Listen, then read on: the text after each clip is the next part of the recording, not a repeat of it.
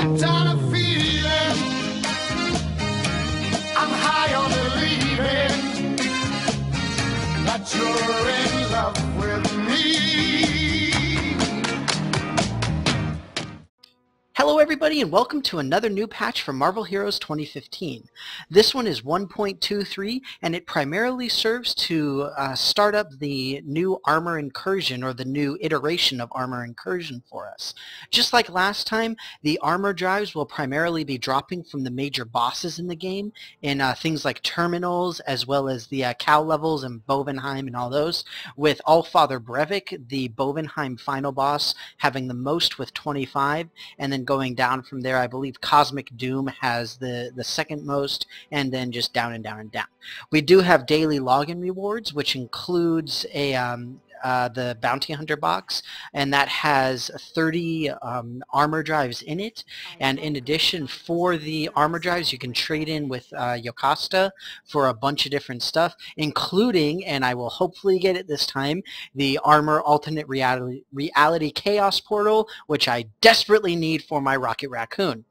Anyway, very briefly, I'm just going to hop into a terminal really quickly so that I can show you to get some drops. We also do have drops from regular bosses as well, as we normally do. And there are also a couple of other very, very important updates. First and foremost, we do have the official release of the multi-spec system, which is, as you can see, we have two completely different specs that you can have for every character. You start off with the first two for free, and then for each other one you can pay 425G for the other three each, and it unlocks them account-wide. So you do not, in this case, I wouldn't have to pay 425G to unlock this for Rocket, and then another 425 to unlock it for, say, Nightcrawler. Okay, so very excited to see that working. One thing that I do want to look at, and that I actually haven't done, so we'll see how this goes, is how it works with Rogue. I had mentioned in the last couple of weeks I've been leveling her up because of the upcoming dual spec, and what I really want to know is if she can have different powers in each one. So the way that I'm going to test this is to just get rid of one of the powers that I don't use. So in this case, this is the one where I've allocated my points to. So what I'll do here is I'm going to get rid of the Psychic Shockwave, and I'm going to see if that's also gone in the other spec. And it is, which is very unfortunate, and I hope that they change that, because having two different specs with Rogue with different powers is kind of the entire point. Regardless, moving right along, I'm going to head right back to Rocket here and run into a terminal very quickly. The terminals, depending on which ones you go to, will give you different numbers of drives. I'm going to go into a very quick one, though. I'm just going to go to Taskmaster. This is one that should only give me one. And in addition to the terminals and all those kinds of things, we can also get the armor research drives from the legendary quest as well. And it's actually at a 1-to-1 ratio with the Odin marks. I know there's currently a bug, or it's listed as a bug, where it doesn't work quite right. So you see here it says the little armor research drives right there. It doesn't look like that it's actually quantified anyway, so it doesn't really matter in that sense. Where'd my Groot go? Come here, Groot. Sometimes he's just not very helpful. Is he not coming down? Groot! Huh, weird. Oh well, either way, like I said, they are coming down. The armor research drives are coming with the... Why isn't that working?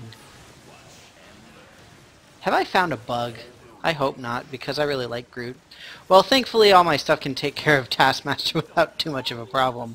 But either way, there you can see I got one armor research drive from that. It was just a green terminal, and on Taskmaster, who is obviously not very difficult, so don't really get a whole lot from him, right? That is really weird. But since I'm here, I'll go ahead and open this up. So you see you do get a guaranteed unique, and there were the 30 armor research drives that I just picked up. We'll go ahead and donate these to my stash. And I got a staple gun. That's very exciting. So I believe that is actually a the daily gift that we'll be getting throughout this event. So it is unfortunate, as always, to see the Omega event leave with all of the massive boosts that we have, and I definitely had a great deal of fun with the Halloween event. That was pretty awesome. But regardless, this one is certainly good, and like I said, I am greatly hoping that I can finally get that particular what's it called, that artifact for Rocket. Either way, the other really major change for this is that there have been a bunch of bug fixes. After Juggernaut's release, we had a ton of random bugs of different sorts and of varying degrees of nastiness.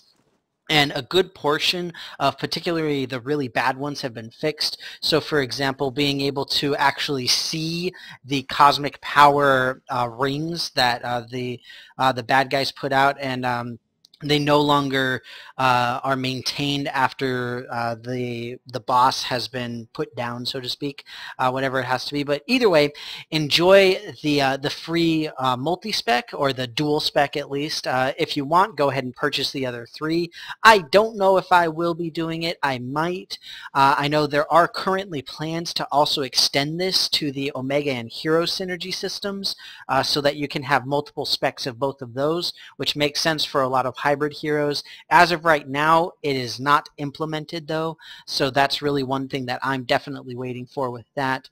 Other than that though, like I said, mostly bug fixes. We have Thor's level 52 review hopefully coming next week, and not really a great deal else. We do have some stuff on the hype train. We do obviously have the rest of the advance pack coming, and more story with the scrolls and all sorts of great stuff. It's going to be a great couple of weeks, but for now, that's it for this particular patch. Hope you enjoyed it, and I will see you next time. It's as sweet as candy. Its taste is on my